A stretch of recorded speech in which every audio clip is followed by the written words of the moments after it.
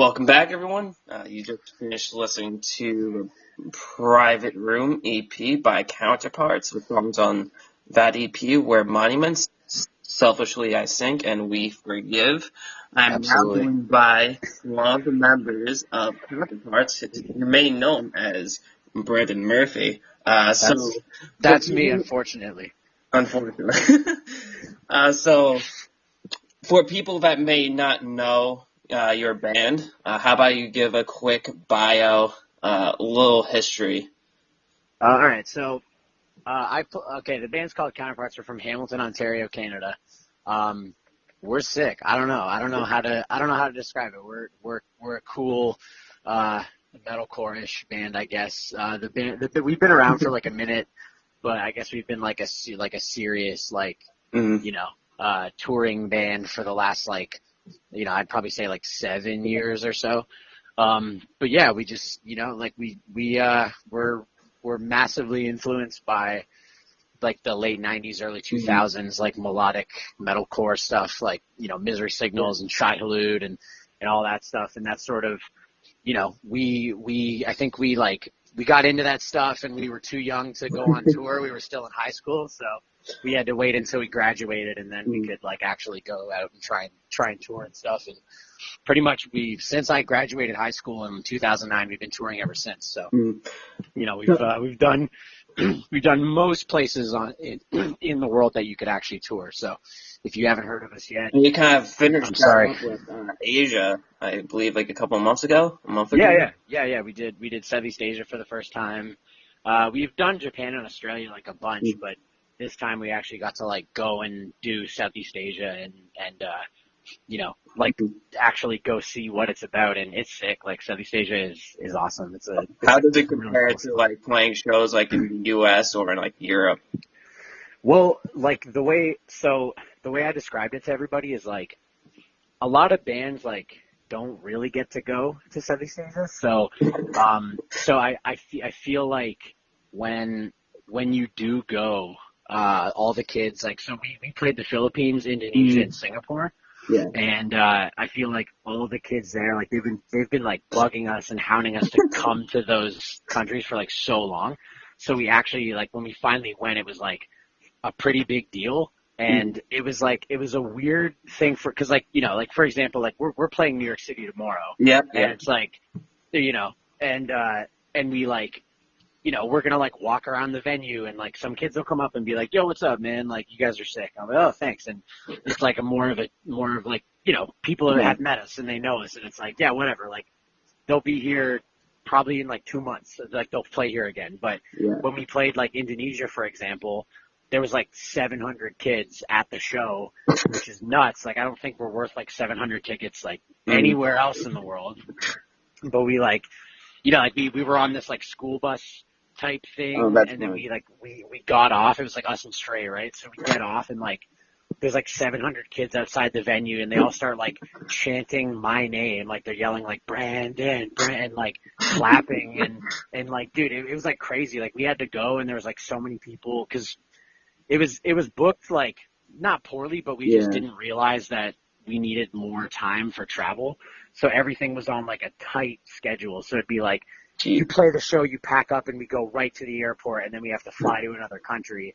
So, it's we're trying to talk to kids and be thank you so much for coming. Playing in those type of places, just traveling. Even for sure. And get to the different venues in different countries, it's a pain. Yeah, and also it's our first time there, right? So we wanted to go and explore and actually go see what the country's about and go do cool stuff. But it's you don't even have time to sleep. Really. We didn't sleep for the entire time we were there. It was awful. So it's next time we go back, we'll definitely plan. We'll be okay, we're gonna play the show, then we have the day off for travel, then we play another show, day off for travel, all that kind of stuff, so we can actually enjoy it, right? But after the Indonesia show, we were talking to kids and stuff and trying to thank everybody for coming, and then eventually the tour manager is just yo, we have to go to the airport now. And I had to be escorted to the bus with security guard stuff, and it was dude, it was so weird. I was you actually feel like a celebrity, it's crazy. But then when we play when we play like New York City or LA or like, places where we draw like a lot of kids, it's never like on that level. You know what I mean? Like it's never like, yo, I feel like there's like paparazzi and stuff. It's like that never happens. Like maybe a couple kids will come up and be like, yo, can I get a photo? But this was like, like when we landed in the Philippines, there's like kids outside the airport like waiting for us like to take photos, and it's like, yo, this is wild. Like they actually really like us. This is crazy. I guess it's kind of like what you said before is like you don't get to tour very much, not like New York City, so it's like their one and only chance. While like people like saying like New York's like, oh yeah, they'll probably be back in like 2 months. Yeah, of course, yeah. Like in those kids' minds, it's like, okay, like they've been a band for so long, and they're finally coming here. Like I don't know if they're ever gonna come back, so I'm going to the show, and it's like a really big deal, right? Yeah. But, I mean, I would love to, like, now that we know it's sick, like, I would love to go back. Like, I think the smallest show was Singapore, and even still, like, that was at, like, a 250 cap venue, like, sold out, like, packed out, crazy show. So it's like, and then Philippines had, like, 500 kids, and Indonesia had 7. So it's like, yo, like, these kids actually care. Like, they want to come to the shows, and they want to see bands come through. So now that we know that, it's like, yo, it's a no-brainer. Like, we'll always go back.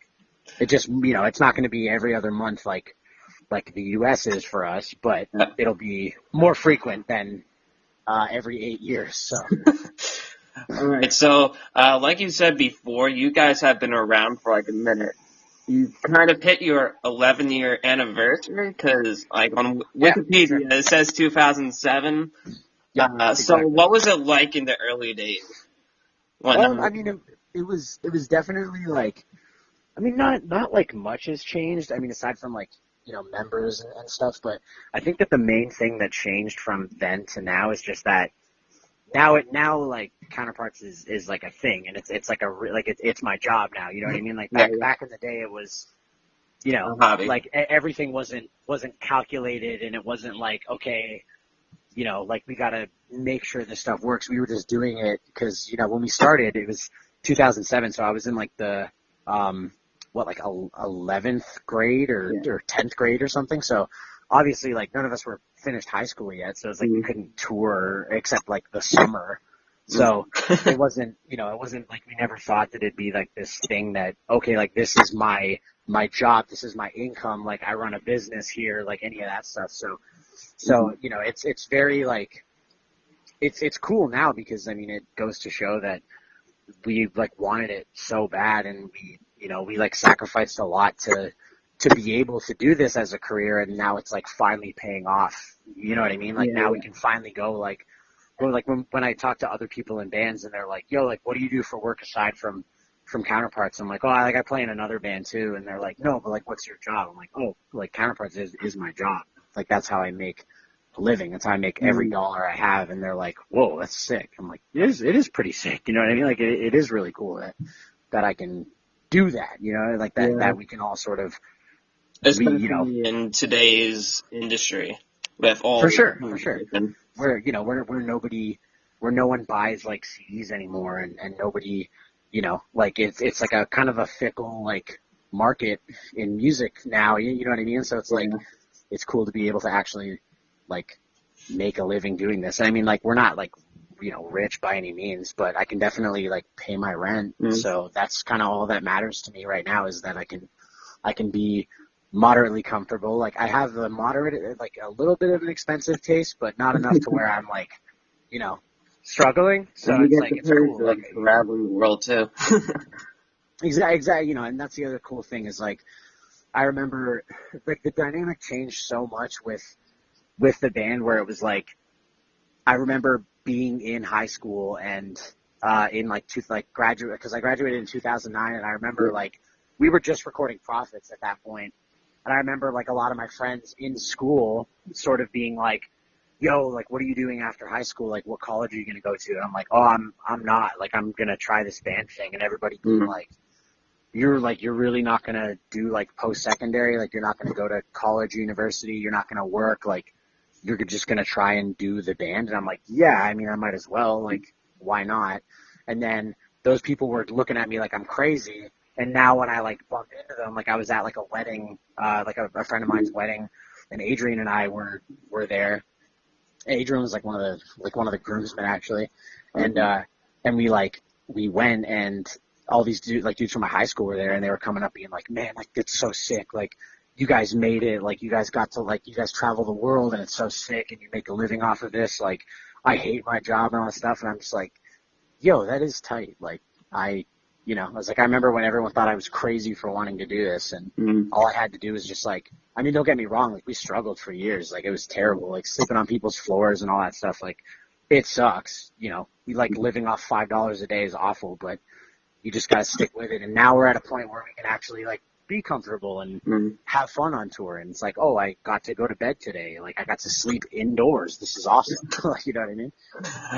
So, back in 2008, supposedly there was an untitled 4-song EP. Yeah, for sure. So what was that compared to, say, your music now? So back, okay, so there was a band, sorry, then not a band, there's a band from Hamilton, they were called Battle Cat, and they were like this, like, Hamilton hardcore band, and so the guitar player started recording, so we were like, okay, we gotta put this EP out. It was right after we changed our name, and we, like, became Counterparts, and we, like, changed our style up to be, like, what it is now, so, he was like, yeah, like, I want to do this, like, EP with you guys, and we're like, okay, this is cool, like, we're down, so we did it, and, that was sort of like the first time we were like, yeah, we want to blend this like melodic element with like really heavy and like actually go for this like Misery Signals type sound. Because before we were just like, we were like a mosh metal, like, open 7, 8, 10, like August Burns Red, like kind of band, you know what I mean? Like that kind of stuff. And then we wanted to sort of change up and do this kind of thing. So that was the first one, and it was, yeah, like it wasn't titled, and I remember we played a show, and we gave them out.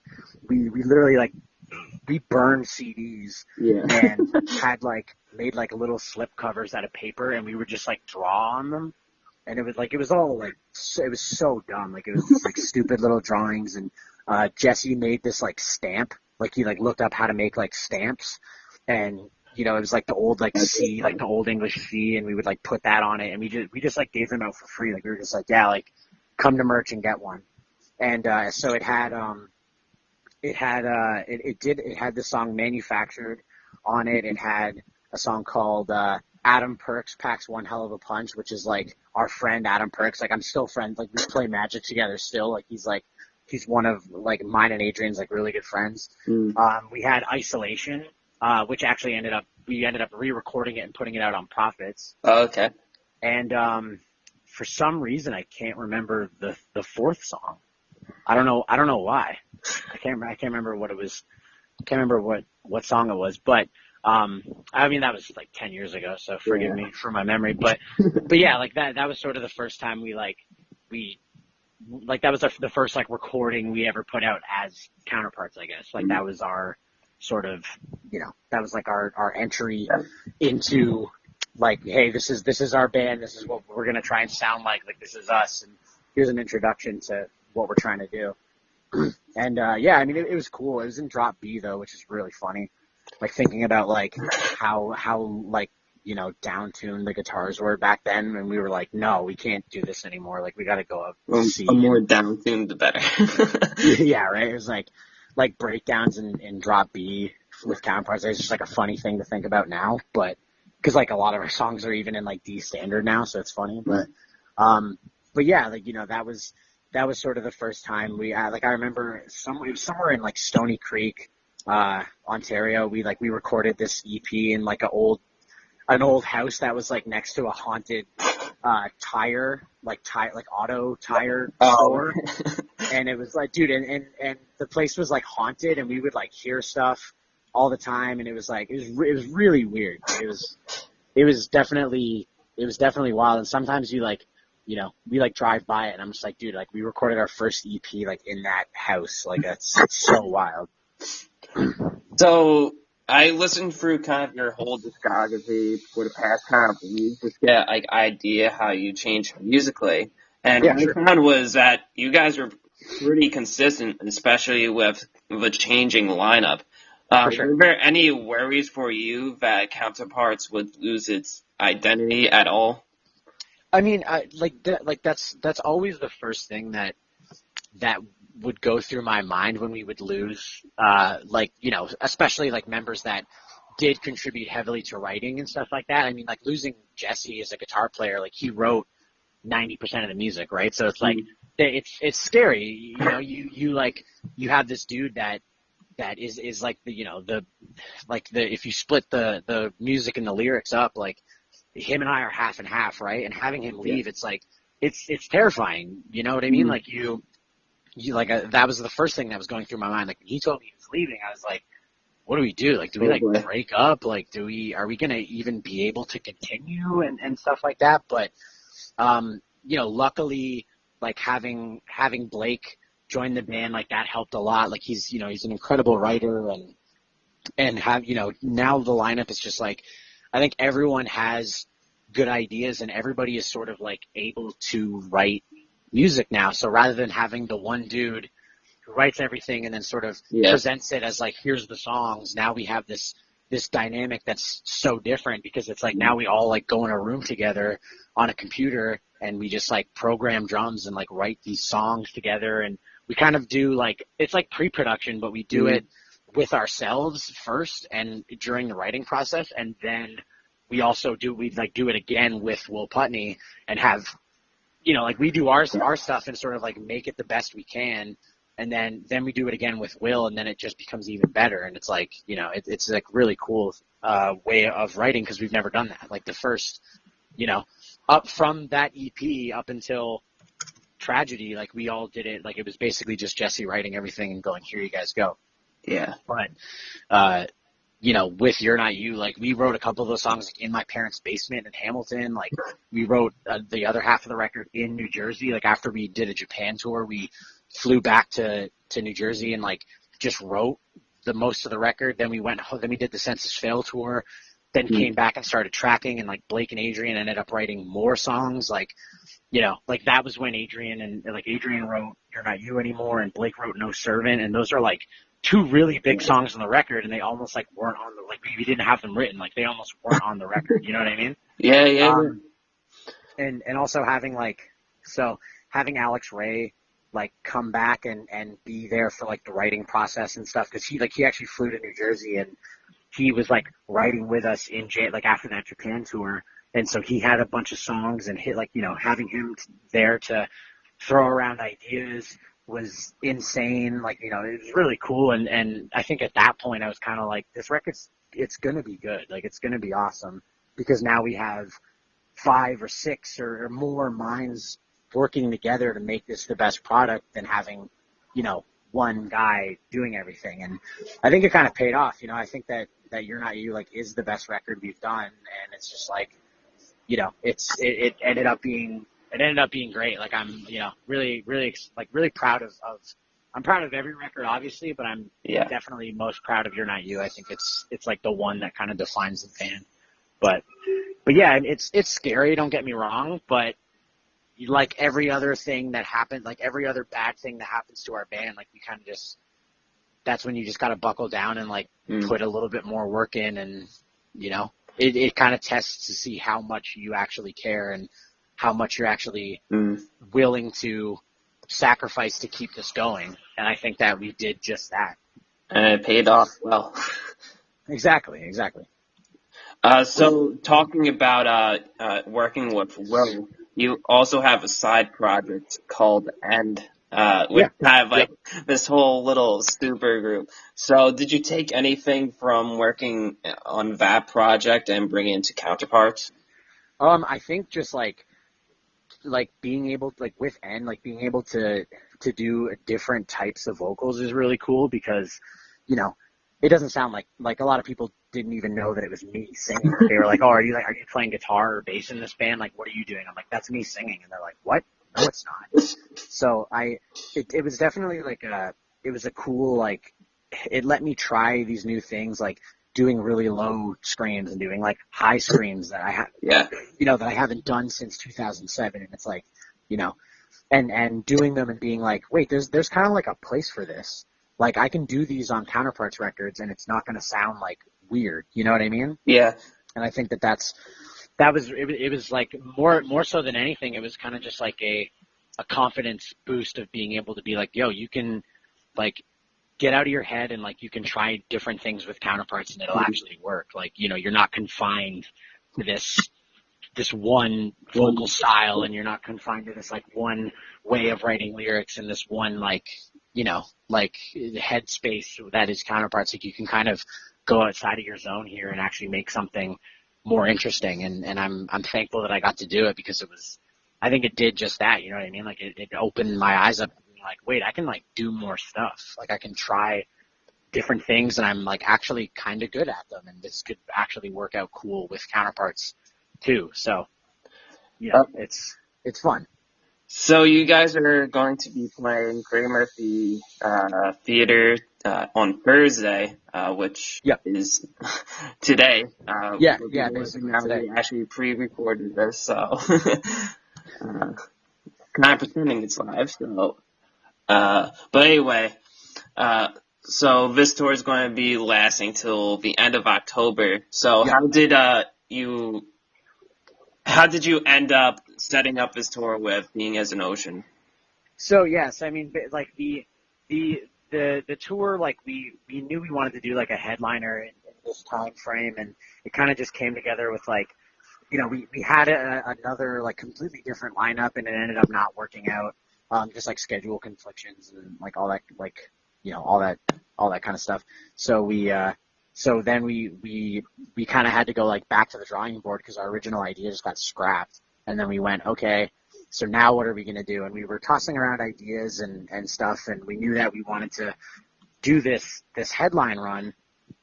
And then, you know, our manager brought up the idea of Being as an Ocean. And we were like, yeah, like, we like those guys. Like, this is cool.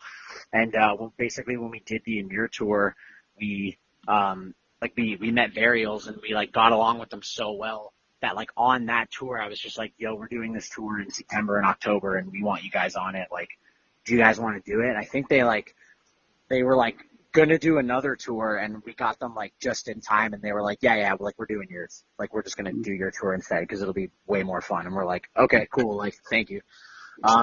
Yeah. And then, I mean, the addition of Have Mercy, like, so I've talked to Brian, like here and there a few times. Like we've definitely been around like the same circle, and we knew that we wanted a band that was different.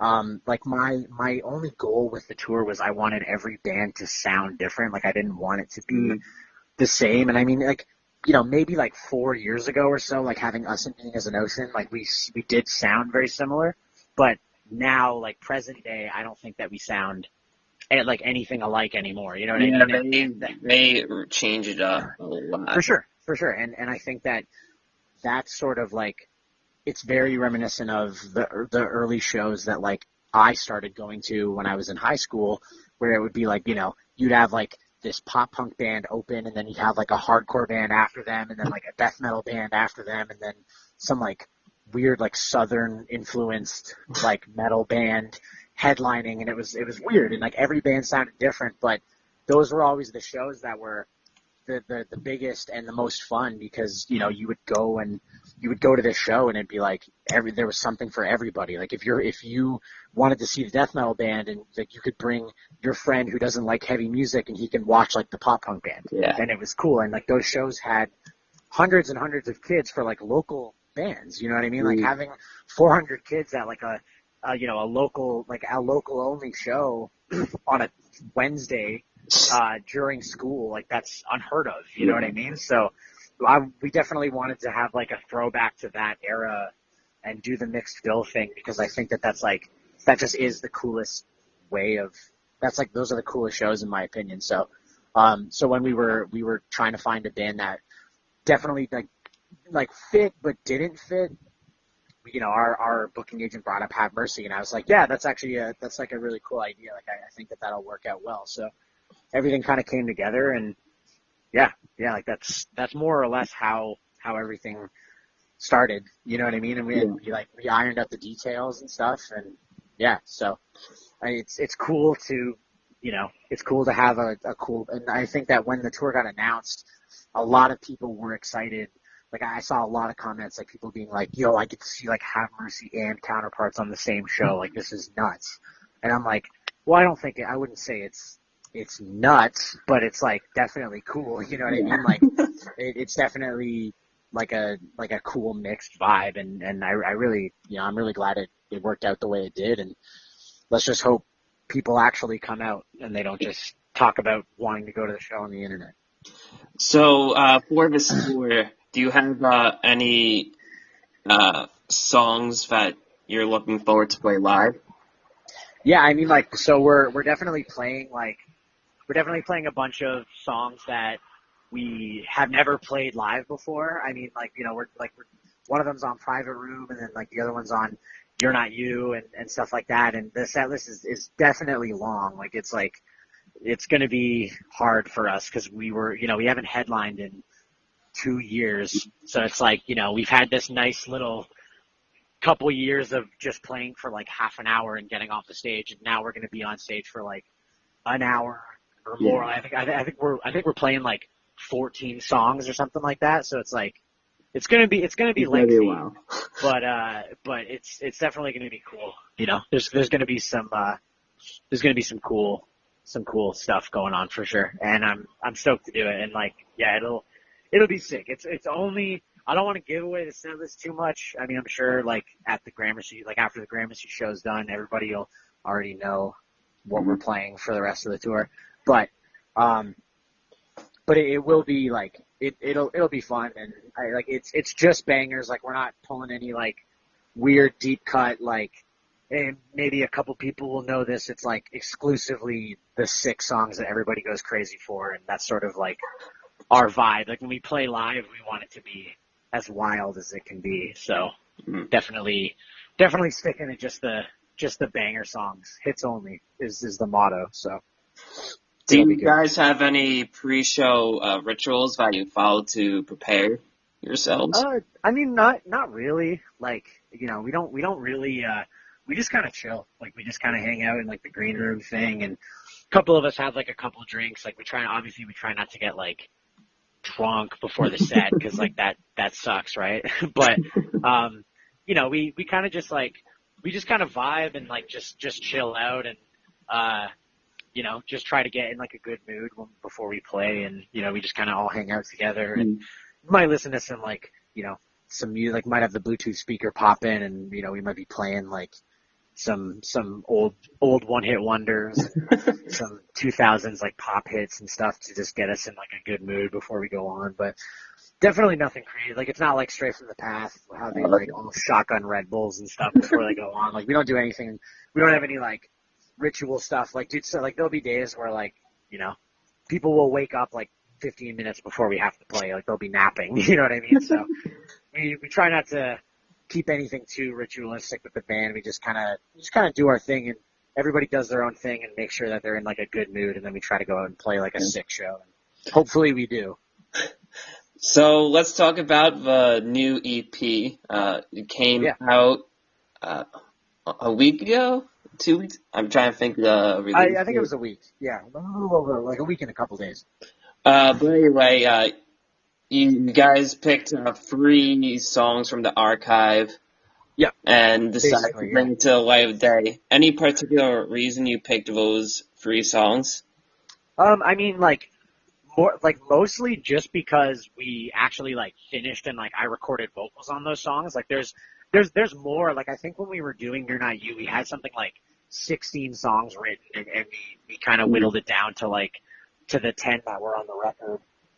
But I definitely I recorded vocals to these songs. So like selfishly, I think, and We Forgive, like those are B-sides from You're Not You, and Monument is a B-side from Tragedy Will Find Us. So that song's like 3 years old. Like we actually had to go back and like I had to like re-record vocal parts, and like we had Kyle like re-record the drums, and we had to like reamp the guitars so they sounded like the other 2, because that would have been like, because having one that sounds like the Tragedy mix and then having 2 that sound like the You're Not You mix, like it's weird, right? So we just went back and like re-recorded all of them, and like just punched in some spots here and there. But So basically it was like, you know, the songs are cool, and while I don't think that they were cool enough to like be on the record, like, you know, to actually, like, because I feel like, you know, we definitely tried, like, we were going to put Monument on You're Not You, and we decided against it, like, last minute. But so we had these 3 songs, and we were like, well, you know, we're just, like, sitting on these 3 songs. Like, what do we, you know, like, what do we do, right? Like, do we just bury them and no one ever gets to hear them? And, you know, I think that we're at, like, a cool spot with the band where basically, like, you know, like, anything that we do, kids pretty much like it, and it's, like, a really cool spot to be in.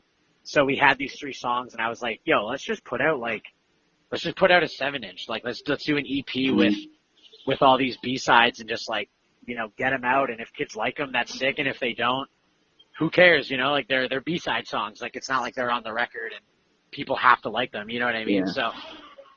So it was, you know, it actually ended up being, like, really cool, because a lot of the comments were like, why, like, these songs are awesome. Like, why weren't they on the records and stuff? And it's like, I mean, they're good. I mean, I don't think they're awesome by any means, but, like, I feel like if you like the band, you're gonna like those songs. Like, I don't think that people that have never heard the band before or didn't like us before are gonna hear these 3 songs and be like, oh, okay, I like Counterparts now. Like, these are awesome. But for the people that are, like, you know, diehards and, like, they've been fans of ours from day one, like, they'll hear the songs and be like, yo, this is actually really cool. Like, it's new, but it's not. And it's like, you know, it's just to tie people over. It's like, yo, we know it's been a year since You're Not You came out, so here's, like, a little something extra for you if you actually care about the band. And I It think seems to be well received. So I'm very thankful of that. I think people also kind of enjoy the way how you put it out instead of, you know, like releasing like a deluxe edition or and just playing these songs out there by themselves. Yeah, for sure. And then that's the thing. Like, you know, we've wanted to do like a B-side, like, pretty much since we recorded Monument in, like, 2015. We knew, we were like, yo, we're going to put out like a B-side thing at some point. I didn't think it was going to be 3 years later by any means, but that's just, like, when it ended up being a thing. So, you know, we did it, and then we had this whole idea of, like, private room and, like, that, like, you know, I feel like people think that there's, like, some weird meaning behind that, but it's literally because we do, like, private room karaoke all the time.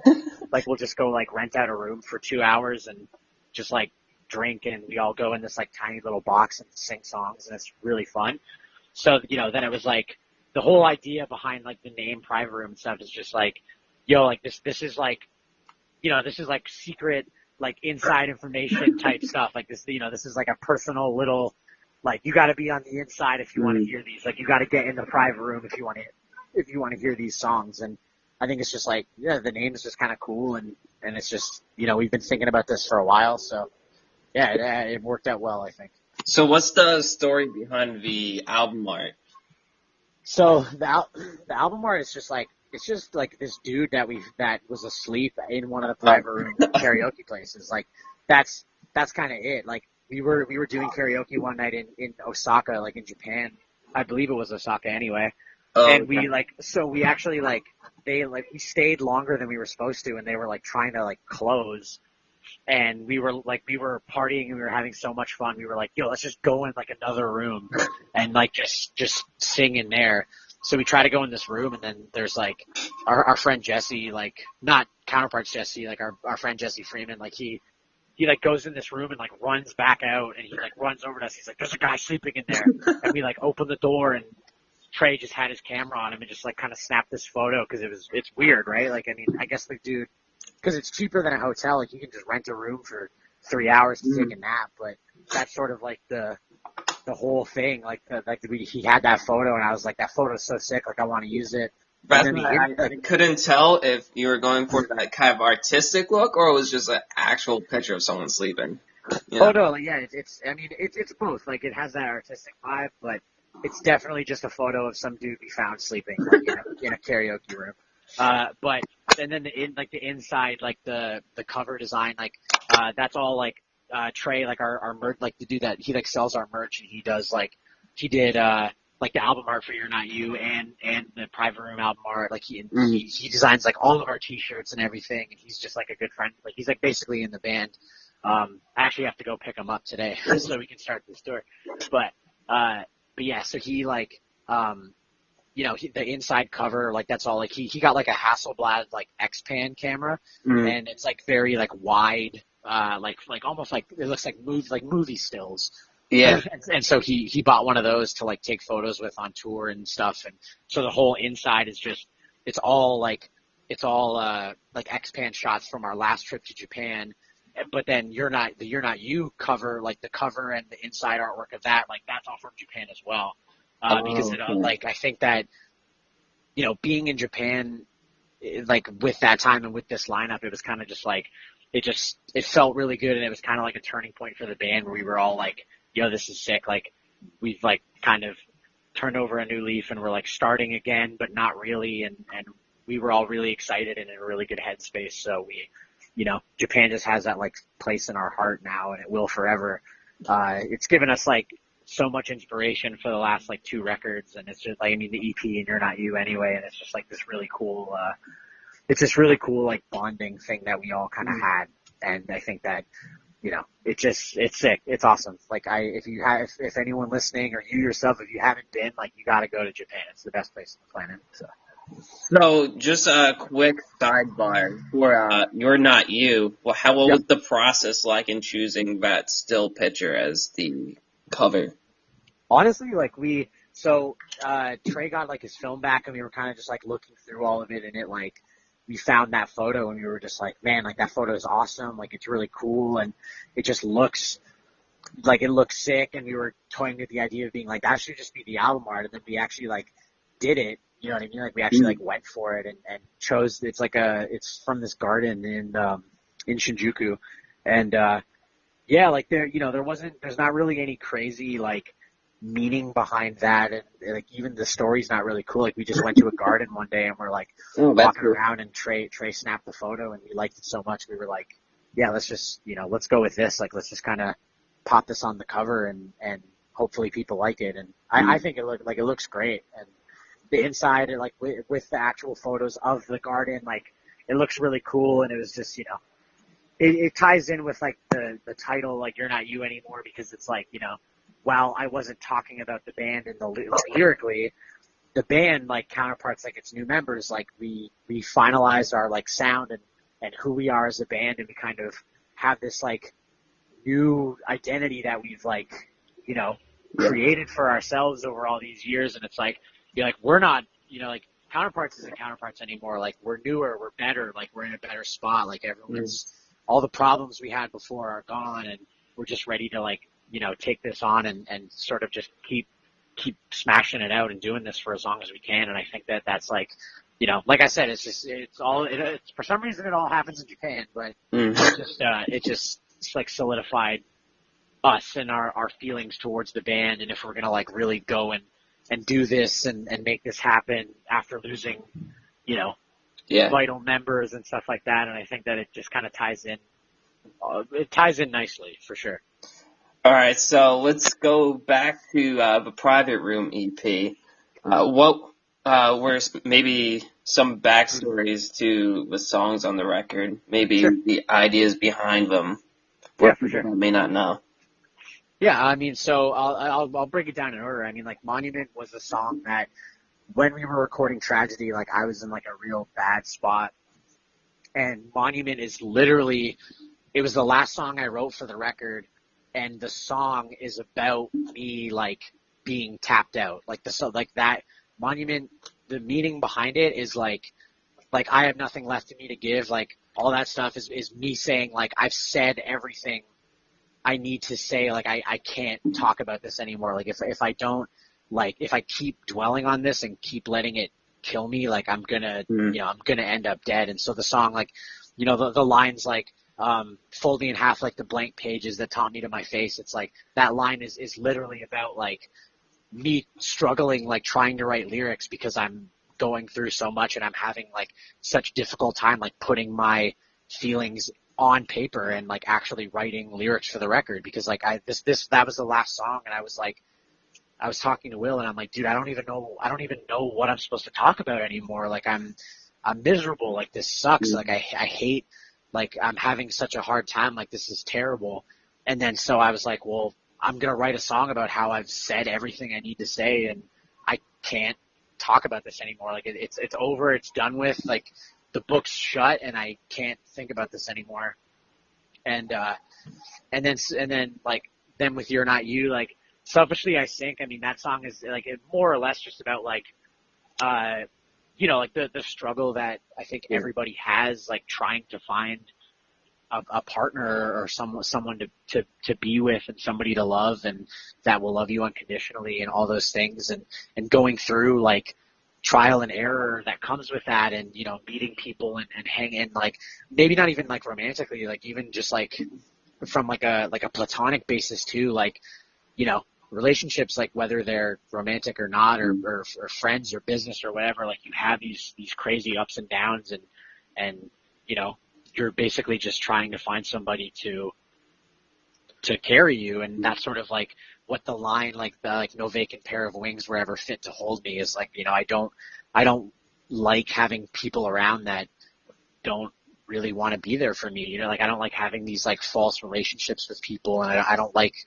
pretending that I care about people when I don't, or having people do that to me. And that's sort of like, you know, the song is about just like, sometimes out of selfishness, I feel like people just kind of, like, we do that. Like, there's definitely been times where I'm like, you know, I don't really like this person anymore, and I don't really care about them, but, you know, they are, you know, offering something, whether it be like, you know, like just a listening ear, or something like materialistic or something like that. And it's like, well, selfishly I sink, like I, you know, like I just sink back into this person when I know that it's like toxic, or I know that it's not going anywhere, when I should just be able to get away, but I can't, you know.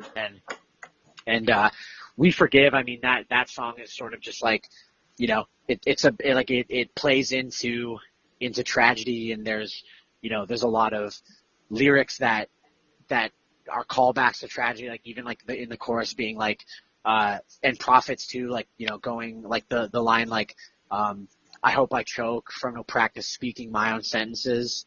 That is a call out to the song Choke, like how angry that song is, and how I wrote that song out of anger and spite, and wanting so badly to hurt that person. And then now it's like, as I'm older and I've grown up, like I've forgiven, like not only forgiven them, but we've like reconciled and are now back in a good spot. And it's like, you know, and he like the line like, moving forward from my former self, like that's only anchors, like, you know, like only anchors can keep me from moving forward. And it's like, you know, it's the whole song is about forgiveness, and it's about, you know, being able to go through these things with people, and being able to like be adult about it, and not, you know, like it's, and like when I think about Choke today and those songs, like I'm not like embarrassed, but it's kind of just like, well, you know, I wrote that when I was angry, and I mean, the person I wrote it about, like, they know, like they're well aware that I was in a rough spot, and I like didn't necessarily want to be alive to deal with it. You know what I mean? And it's like, I wrote this out of desperation and anger, and I obviously don't feel that way anymore. And it's just like, you know, it's basically me saying like we, as human beings, like we forgive each other, and we get better. You know what I mean? Like we get over these things, and it's just, that's just, I guess, my way of coping with it is talking about it and writing about it. But, you know, at some point, like, yeah, when I look back on it, I'm definitely like, yeah, of course I wish I didn't say that, but that's how I felt, and I won't apologize for it, because that was me. Like, that's how I felt, and like, obviously I don't feel that way anymore, but, you know, and that's it. You know what I mean? Like, that's kind of, that's the backstory with the 3 songs, So how does the writing process work for you for writing all the lyrics?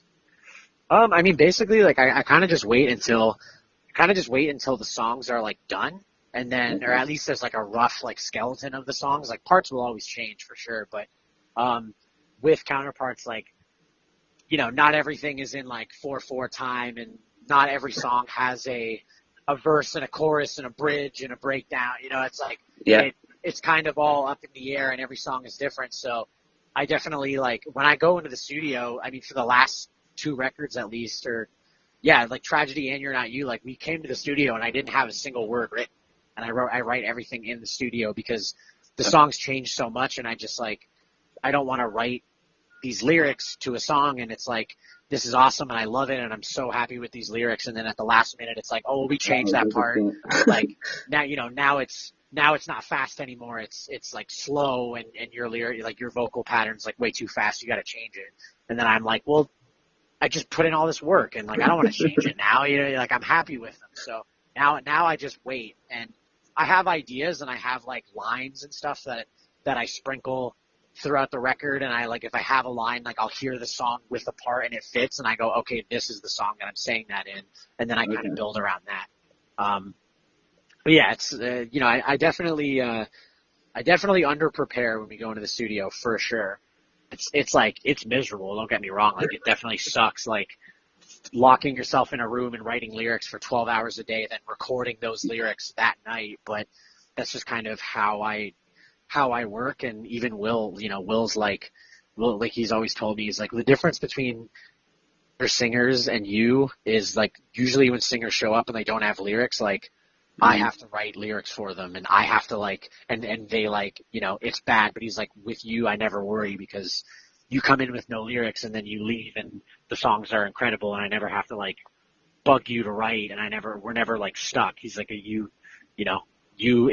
like, yeah, you definitely punish yourself. Like it's definitely bad because, everybody's watching TV and movies together and everybody's like going into New York City and having fun. And I'm like, oh, I can't, I have to sit here and write lyrics today. And it's like, yeah, I do it to myself for sure, but that's just kind of how it works. And I guess if it's broke, don't fix it. Or sorry, if it's not broke, don't fix it.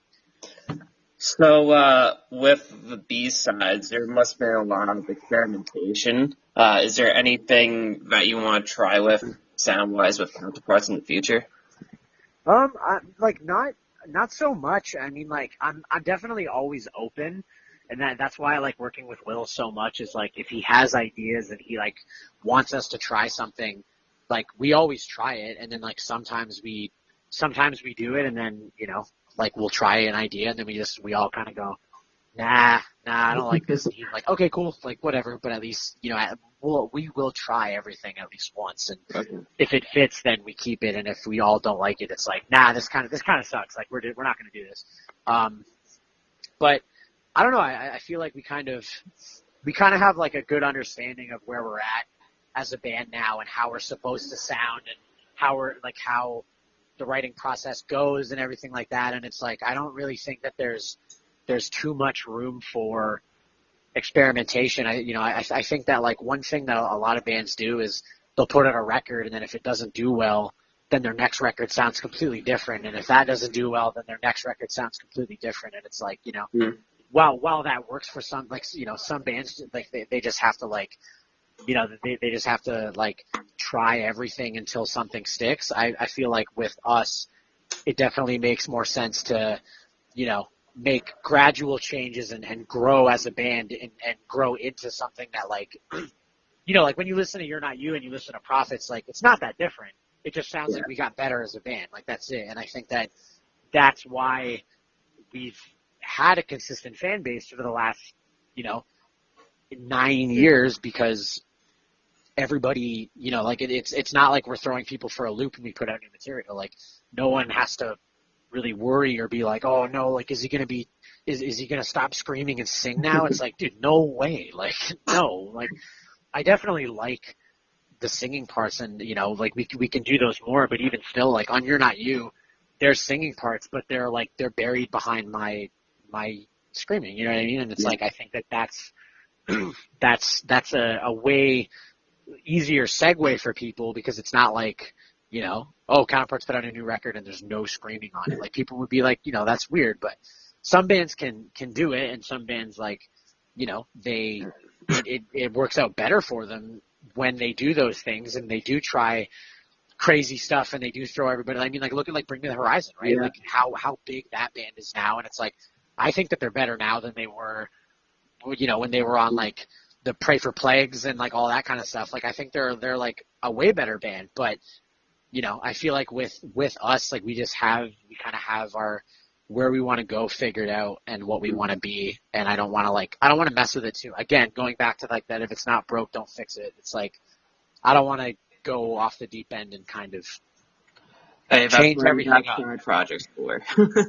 Exactly. You know, it's even even for example, like even with Fears, like we wrote that song and that almost didn't make it onto You're Not You because I was like, do we really need this heavy short song on every record? Like, do people even like these? Like, I don't know. And I was like, I have N now, so if I want to write minute long heavy mosh kill each other songs, like I have an outlet to do that now, so I don't need to do this with Counterparts. But it's like, you know what? We'll throw it on, and it's like obviously it was the right decision because people really like that song. So, you know, but that's what I'm saying is doing with us, I definitely don't want to go off the deep end too much. It's all about with Counterparts. I think it's not about changing and trying to play what's cool. It's we just want to hone our craft and sharpen our sword and just get better at what we do as a band, because then it's gonna just sound consistent. I want people to listen to the discography from Prophets up until Private Room and kind of go, yeah, they just got way better as a band. Yeah. They just figured it out, as opposed to, well, one record's pop punk and the other one's death metal, and and ends up looking like those shows I was talking about when I was in high school where everything sounds different. It's we just kind of want to keep everything the same and just kind of tweak it for the better as we see fit. Yeah, you can definitely, when you're listening, just hear the difference in the production and how consistently, gradually gets better and better. For sure. So I got one last question. Cool. Is there any more songs in the archive that you want to try to bring the light to the light of day? Honestly, no.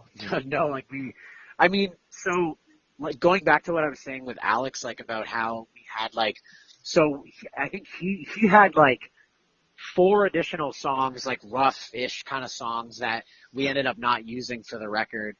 And I actually we kind of jammed them with Will, and we're kind of trying to figure out how we can make them work for us. And we ended up deciding against them. Nothing against him, but we were kind of just nah, we'll we just don't really want to deal with it. You know what I mean? It's it's whatever, right? But it's cool. It's, you know what I mean? It definitely, they were definitely sick, and they helped for sure. But yeah, as for that, we definitely don't have any more in the archive by any means. It's we just yeah, that's it. We got to write more now.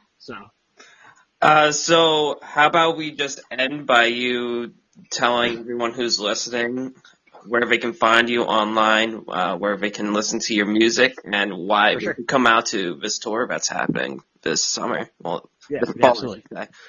Yeah, I mean, so the tours across not full U.S., but pretty much. And my apologies to the places that we are skipping. Just routing stuff didn't work out, so I apologize. But I mean, don't get mad at us. We'll always be back. We're not going anywhere. But yeah, I mean, if you're looking for Counterpart stuff like Spotify, Apple Music, the Android one, all that stuff, it's all on there. It's everywhere. So you can find it easy. Twitter's Counterparts 905, Instagram's Counterparts Band. Yeah, we're easy to find. Look up Counterparts, and everybody, you can jam it yourself from there. All right, well, thank you for joining me and talking about the new Private Room EP and kind of giving people an insight on the history of Counterparts. Of course, yeah. I mean, thank you for having me. Hopefully it wasn't too boring for everybody. I mean, I hope some listeners actually got some cool info out of it, and they didn't just tune in and feel like they listened to me ramble for 45 minutes or whatever. But yeah, totally. No, it's cool. I appreciate it. All right. Again, thank you. Good luck on the tour with being as Thank you. And we'll try and see what goes wrong at the show. We'll see. It's the first day in New York City, so we're definitely I'm definitely on high alert. I'm, because first days they're always rough, but we should be okay. We'll see. Yeah, and everyone stay tuned for the rest of the show. Talk to you. For sure, yeah. I mean, no promises. I mean, if we if we blow it, I mean, whatever. Sorry. Whatever. then come to Baltimore the next day and you'll be good. Yeah, just drive a couple hours is all good. And if that doesn't work, whatever. you can just go to the next show. And Yeah, for sure. That, Exactly. Basically, you guys come to every show until we play well, and then then you can go home. Roadie. Yeah, exactly. All right. Thank you, Brendan. No Talk worries. to you soon. Thank you. Take care.